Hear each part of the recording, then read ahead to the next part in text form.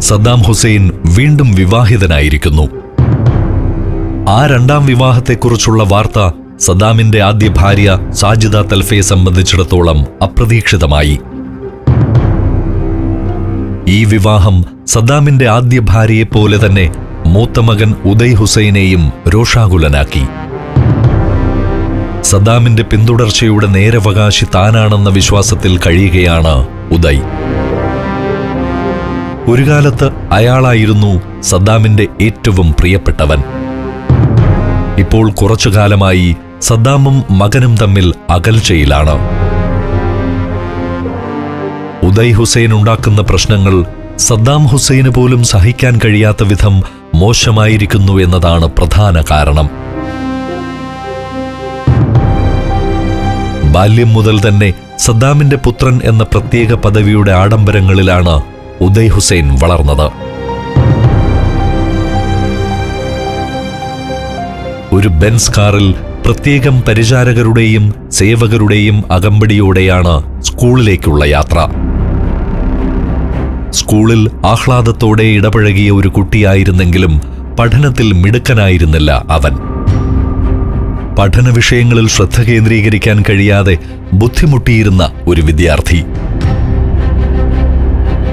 എങ്കിലും അതൊന്നും ഉദയ് ഹുസൈന് പ്രശ്നമായിരുന്നില്ല. സ്കൂൾ പഠനം പൂർത്തിയായപ്പോൾ ഉദയ് ഹുസൈൻ മെഡിക്കൽ കോളേജിൽ ചേർന്ന് പഠിക്കാൻ തീരുമാനിച്ചു.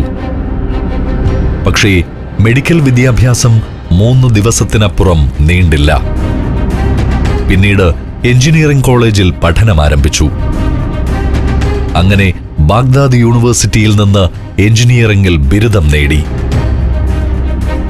1984 സദ്ദാം മകന് ഇറാഖി ഒളിമ്പിക്സ് കമ്മിറ്റിയുടെയും ഇറാഖ് ഫുട്ബോൾ അസോസിയേഷന്റെയും ചെയർമാൻ സ്ഥാനം നൽകി. ഉദയ് ഹുസൈന്റെ സ്ഥാനാരോഹണം ഒരിടിത്തി പോലെയാണ് ഇറാഖിലെ കായിക താരങ്ങൾക്കുമേൽ വന്നു വീണത്. ഒളിമ്പിക് കമ്മിറ്റി ഓഫീസിന്റെ താഴത്തെ നില ഉദയ് ഹുസൈൻ ഒരു ജയിലാക്കി മാറ്റി. വളരെ പെട്ടെന്ന് തന്നെ ഒളിമ്പിക് കമ്മിറ്റി ഓഫീസ് ഒരു കായിക താരങ്ങളുടെ പീഡന കേന്ദ്രമെന്ന നിലയിലേക്ക് മാറി.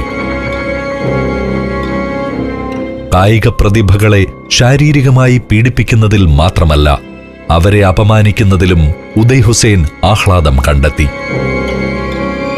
മത്സരങ്ങളിൽ പരാജയപ്പെട്ടവർ കഠിനമായി ശിക്ഷിക്കപ്പെട്ടു. അത്ലറ്റുകൾ തളർന്നു വീഴാറായാലും അവരെക്കൊണ്ട് തുടർച്ചയായി പരിശീലനം ചെയ്യിക്കുകയാണ് അയാളുടെ മറ്റൊരു വിനോദം. അത് നടപ്പാക്കാൻ കായിക പരിശീലകരും നിർബന്ധിതരായി. അത്ലറ്റുകൾ പല കാരണങ്ങളുടെ പേരിൽ ശിക്ഷിക്കപ്പെട്ടു. ഒളിമ്പിക് കമ്മിറ്റി ഓഫീസിലെ ജയിൽ പീഡനങ്ങൾ ഏറ്റുവാങ്ങി പല കായിക താരങ്ങളും കൊല്ലപ്പെട്ടു. ഉദയ് ഹുസൈന്റെ പീഡനങ്ങൾ സഹിക്കാൻ വയ്യാതെ ഇറാഖിലെ പ്രധാനപ്പെട്ട കായിക താരങ്ങൾ പലരും മറ്റു രാജ്യങ്ങളിൽ അഭയം തേടി. മാത്രമല്ല, അന്താരാഷ്ട്ര മത്സരങ്ങളിൽ ഇറാഖ് കായിക താരങ്ങളുടെ പ്രകടനം മുൻകാലങ്ങളിലേക്കാൾ ദയനീയമായി. ഫുട്ബോൾ താരങ്ങൾ അയാളെ ഭയന്ന് കളിക്കാൻ മടിച്ചു. സദ്ദാമിനേക്കാൾ ക്രൂരനാണ് മകനെന്ന് ആളുകൾ അടക്കം പറഞ്ഞു. എണ്ണമറ്റ പരാതികളാണ് ഉദയ് ഹുസൈനെക്കുറിച്ച് ഉയരുന്നത്. സദ്ദാമിനെപ്പോലും കുഴയ്ക്കുന്ന പരാതികളായി അവ. ഉദയ് അങ്ങനെ സ്വയം പ്രഖ്യാപിത രാജാവായി വാഴുന്ന കാലത്താണ് സദ്ദാം ഹുസൈന്റെ രണ്ടാം വിവാഹം. ഉദയ് ഇതൊരു വ്യക്തിപരമായ അധിക്ഷേപമായി കണക്കാക്കി. സദ്ദാമിന്റെ പുതിയ ബന്ധുത്വം തന്റെ അധികാരത്തിന് ഭീഷണിയാകുമോ എന്നാണ് പ്രധാന ഭയം. മാത്രമല്ല, തന്റെ അമ്മ സാജിദ അപമാനിക്കപ്പെട്ടതായി ഉദയ് ഹുസൈന് തോന്നി. സാജിദ തൽഫയും കോപത്തിലാണ്. ഈ പുതിയ ബന്ധത്തെക്കുറിച്ച് ഓർക്കുമ്പോൾ സദ്ദാമിനോടും സമീറയോടുമുള്ളതിനേക്കാൾ ദേഷ്യം സാജിദയ്ക്ക് തോന്നിയത് സദ്ദാമിന്റെ സഹായി കമാൽ ഹാന ജിഗോയോടാണ്. എല്ലാ കുഴപ്പങ്ങളും അയാളുണ്ടാക്കിയതാണ്, സാജിദ ദേഷ്യത്തോടെ മകനോട് പറഞ്ഞു. സദ്ദാം ഹുസൈന്റെ ഇഷ്ടങ്ങളെല്ലാം നടത്തിക്കൊടുക്കാൻ നിയോഗിക്കപ്പെട്ട പരിചാരകനാണ് അയാൾ. സദ്ദാം ഹുസൈനും സമീറയുമായുള്ള ബന്ധത്തിന് പിന്നിൽ പ്രവർത്തിച്ചത് കമാൽ ഖാന ജിഗോ തന്നെയാണെന്നാണ് സാജിദയുടെ ഉറച്ച വിശ്വാസം. സമീറയെ സദ്ദാം ഹുസൈന് പരിചയപ്പെടുത്തിയതും അവർക്കിടയിൽ ഒരു ദൂതനായി പ്രവർത്തിച്ചതും ഇയാളാണ്, സാജിദ പറഞ്ഞു. കമാൽ ഖാന ജിഗോയെ ഉദയ് ഹുസൈന് അല്ലെങ്കിലും ഇഷ്ടമല്ല. സദ്ദാം ഹുസൈനും കമാൽ ജിഗോയും തമ്മിലുള്ള അടുപ്പം പലപ്പോഴും ഉദയ് ഹുസൈനെ ആശങ്കപ്പെടുത്തിയിട്ടുണ്ട്. ഇനി ഇയാളെയോ മറ്റോ സദ്ദാം തന്റെ പിന്തുടർച്ചാവകാശിയായി നിയമിക്കുമോ എന്നാണ് ഭയം. സദ്ദാമിന് അത്രത്തോളം അടുപ്പവും വിശ്വാസവുമാണ് അയാളിൽ. അയാളെ നേരിടാൻ പറ്റിയ ഒരവസരത്തിനായി ഉദയ് ഹുസൈൻ കാത്തിരുന്നു. അങ്ങനെയിരിക്കെ ഈജിപ്ഷ്യൻ പ്രസിഡന്റ് ഹോസ്നി മുബാറക്കിന്റെ പത്നി സൂസേൽ മുബാറക്കിന്റെ ബഹുമാനാർത്ഥം കൊട്ടാരത്തിൽ ഒരു വിരുന്ന് നടന്നു. ഈ വിരുന്നിനിടെ ചില അനിഷ്ട സംഭവങ്ങൾ അരങ്ങേറി. ഉദയ് ഹുസൈനും കമാൽ ജിഗോയും തമ്മിൽ അവിടെ വെച്ച് തർക്കത്തിലേർപ്പെട്ടു. എതിരാളികളെ ഭ്രാന്തമായി നേരിടുന്ന വ്യക്തിയെന്ന് പേരുകേട്ട ഉദയ് ഹുസൈന്റെ തനിസ്വരൂപം വിശിഷ്ടാതിഥികൾ നേരിൽ കണ്ടു. അയാൾ ആയുധങ്ങൾ ഉപയോഗിച്ച് അടിച്ചും കുത്തിയും പിതാവിന്റെ പ്രിയപ്പെട്ട പരിചാരകനെ ആ ആൾക്കൂട്ടത്തിന് നടുവിൽ വെച്ച് കൊലപ്പെടുത്തി.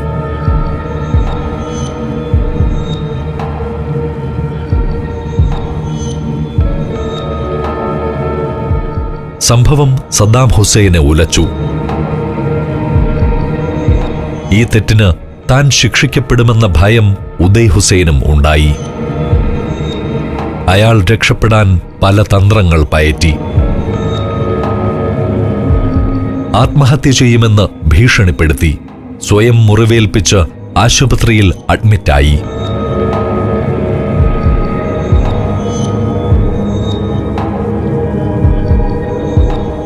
അവിടെ നിന്നും പുറത്തുചാടി വീണ്ടും സ്വന്തം കൊട്ടാരത്തിലെത്തി.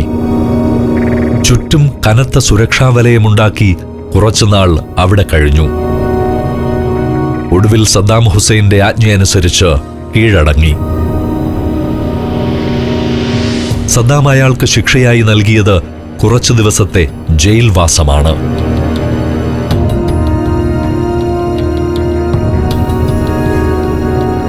അവിടെ നിന്ന് ഭാര്യ സാജിദയുടെ അഭ്യർത്ഥനയനുസരിച്ച് സദ്ദാം ഉദയ് ഹുസൈനെ പുറത്തുവിട്ടു.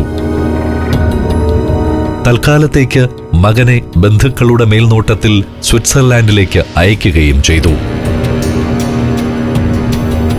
ഉദയ് ഹുസൈന്റെ ക്രൂരതകൾ നേരത്തെ തന്നെ ഇറാഖിൽ എല്ലാവർക്കും അറിയുന്നതാണ്.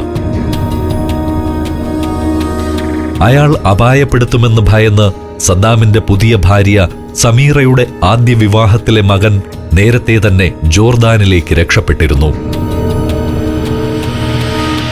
ബാഗ്ദാദിൽ ഉദയ് വരുത്തിയിട്ടുള്ള കാർ അപകടങ്ങൾക്ക് കണക്കില്ല.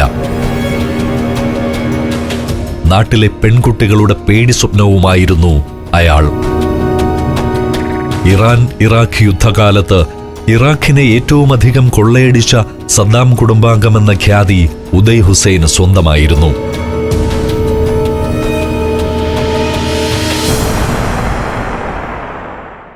ഇന്ത്യയിലെ ഹൈന്ദവ തീർത്ഥാടന കേന്ദ്രങ്ങളിലൂടെയുള്ള സഞ്ചാരം പെൻഡ്രൈവിൽ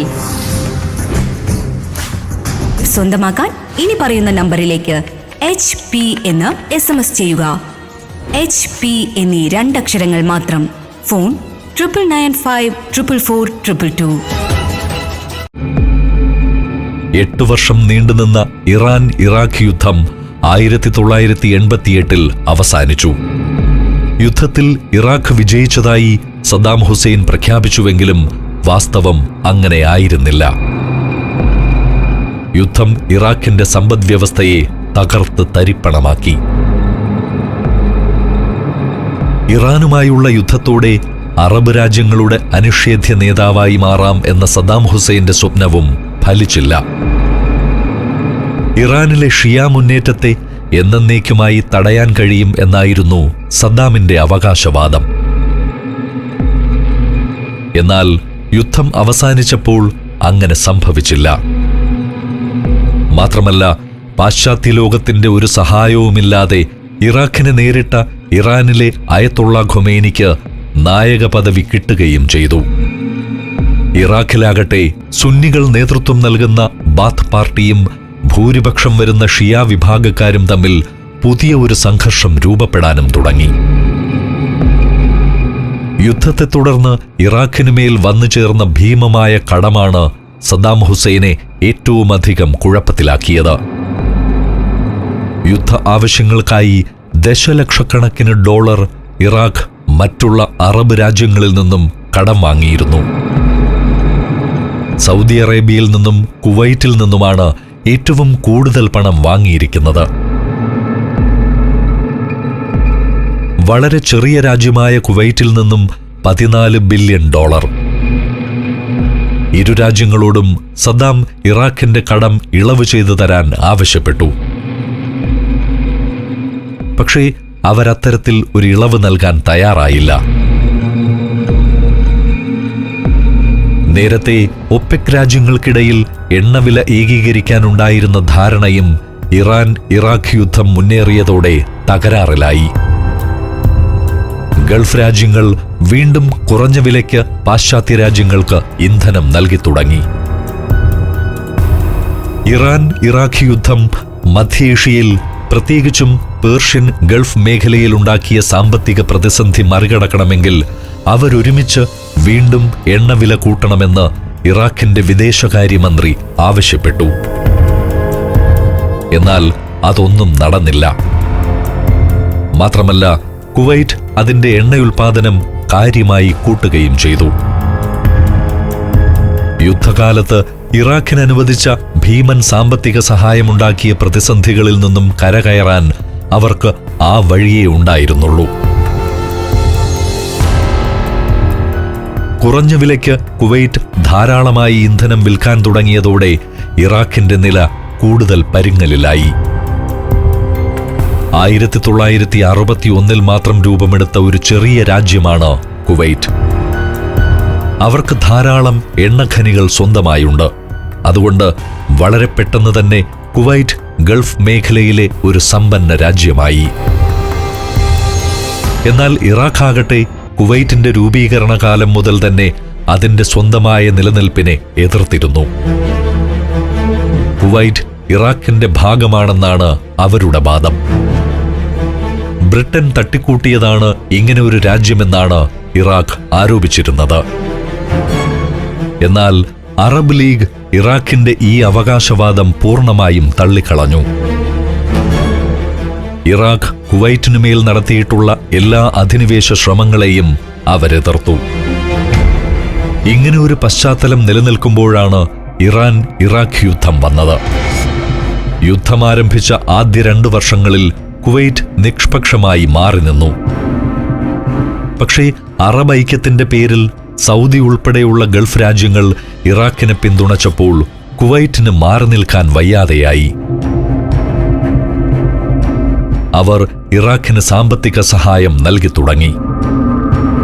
അത് 14 ബില്യൺ ഡോളർ എന്ന കണക്കിലാണ് അവസാനിച്ചത്. യുദ്ധത്തിന് കുവൈറ്റ് പണം മാത്രമല്ല ഇറാഖിന് നൽകിയത്. ഇറാഖിന്റെ ബസ്ര തുറമുഖം ഇറാൻ തകർത്തപ്പോൾ കുവൈറ്റിന്റെ തുറമുഖങ്ങൾ ഉപയോഗിക്കാനുള്ള അനുമതിയും നൽകി. ഇറാനിൽ നിന്നും ഉണ്ടാകാനിടയുള്ള അധിനിവേശത്തെ കുവൈറ്റ് ഭയപ്പെട്ടിരുന്നു. ഇറാഖ് കുവൈറ്റിന്റെ കടക്കാരനായി മാറിയതോടെ സദ്ദാം ഹുസൈൻ ഈ പഴയ കഥകളെല്ലാം പൊടി തട്ടിയെടുത്തു. ഇറാഖ് ഇറാനുമായി യുദ്ധം ചെയ്തത് കുവൈറ്റിനു വേണ്ടി കൂടിയായിരുന്നു എന്നൊരു പുതിയ വാദം സദ്ദാം ഉയർത്തിക്കൊണ്ടുവന്നു. 1988 ഇറാഖും ഇറാനും തമ്മിലുള്ള യുദ്ധം അവസാനിച്ചതിനു ശേഷം പലവട്ടം കുവൈറ്റിന്റെ പണം തിരികെ കൊടുക്കുന്നതിനെപ്പറ്റി ഇരു രാജ്യങ്ങളുടെയും നേതാക്കൾ തമ്മിൽ ചർച്ചകൾ നടന്നു. പക്ഷേ ഒരിക്കലും അവരൊരു ഒത്തുതീർപ്പിലെത്തിയില്ല. ഇത്രയും പണം കൊടുക്കില്ലെന്ന നിലപാടിൽ സദ്ദാം ഹുസൈനും മുഴുവൻ പണവും മടക്കി കിട്ടണമെന്ന നിലപാടിൽ കുവൈറ്റും ഉറച്ചുനിന്നു. ദിവസം ചെല്ലുന്തോറും ഇറാഖും കുവൈറ്റും തമ്മിലുള്ള ബന്ധം വഷളായി വന്നു. കുവൈറ്റിന് പണം തിരികെ നൽകില്ലെന്ന സദ്ദാം ഹുസൈന്റെ കർക്കശ നിലപാടിനെ അമേരിക്കയും മറ്റുള്ള പാശ്ചാത്യ രാജ്യങ്ങളും ആകാംക്ഷയോടെ നിരീക്ഷിക്കുകയാണ്. ഇറാനുമായുള്ള യുദ്ധത്തിൽ അമേരിക്കയും മറ്റുള്ള പാശ്ചാത്യ രാജ്യങ്ങളും ഇറാഖിനെ പിന്തുണച്ചുവെങ്കിലും അവർക്കാർക്കും സദ്ദാം ഹുസൈനോട് മാനസികമായി അടുപ്പമില്ല. മധ്യേഷ്യയ്ക്ക് മേൽ പിടിമുറുക്കാൻ ശ്രമിക്കുന്ന ഒരു ഏകാധിപതിയാണ് സദ്ദാം ഹുസൈൻ എന്നാണ് അവർക്കെല്ലാം പൊതുവായുള്ള അഭിപ്രായം. സദ്ദാമിന് പണ്ടുമുതൽ സോവിയറ്റ് യൂണിയനുമായുള്ള അടുത്ത ബന്ധത്തെയും അമേരിക്ക സംശയത്തോടെയാണ് കാണുന്നത്. എങ്കിലും ഇറാൻ ഇറാഖ് യുദ്ധകാലത്ത് അമേരിക്കയ്ക്കും ഇറാഖിനുമിടയിലുണ്ടായ സൗഹൃദം ഗൾഫ് മേഖലയിൽ അമേരിക്കയുടെ സ്വാധീനം വർദ്ധിപ്പിക്കാൻ നല്ലതാണെന്ന് അവർ കരുതി. സദ്ദാമാകട്ടെ സൗദി ഉൾപ്പെടെയുള്ള അറബ് ലീഗിലെ രാജ്യങ്ങളെ അകറ്റാൻ ആഗ്രഹിച്ചതുമില്ല. അതുകൊണ്ട് വീണ്ടും ഒരിക്കൽ കൂടി സൗദി അറേബ്യയുടെ മധ്യസ്ഥതയിൽ ഒരു ഒത്തുതീർപ്പ് ചർച്ചയ്ക്ക് സദ്ദാം തയ്യാറായി. കുവൈറ്റിന് കൊടുക്കാനുള്ള പണത്തിൽ ഇളവ് ചെയ്തു കൊടുക്കുന്നതിന് പകരമായി കൃഷിക്കും കുടിവെള്ളത്തിനും ആവശ്യമായ ജലം നൽകാമെന്ന് ഇറാഖ് സമ്മതിച്ചു.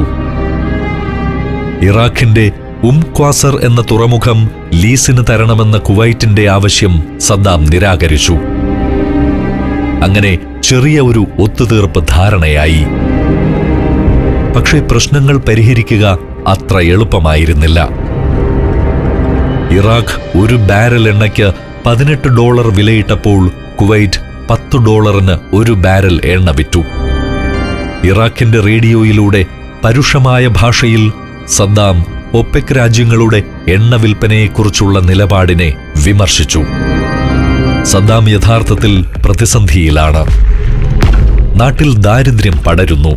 സൈനികരുടെ എണ്ണം ഗണ്യമായി വെട്ടിക്കുറച്ചതോടെ ഇറാഖിൽ തൊഴിലില്ലായ്മയും രൂക്ഷമായി.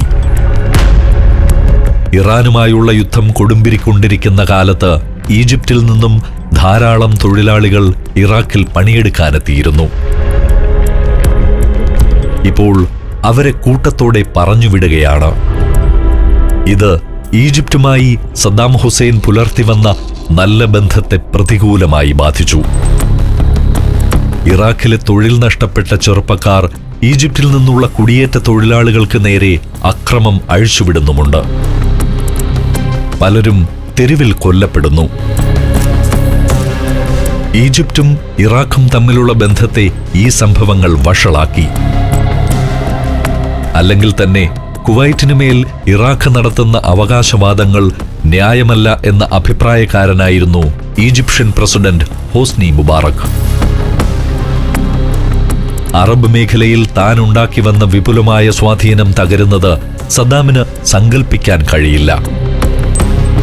തന്റെ ശക്തി ഒരിക്കൽ കൂടി തെളിയിക്കാൻ സദ്ദാം ഹുസൈൻ ഉറപ്പിച്ചു.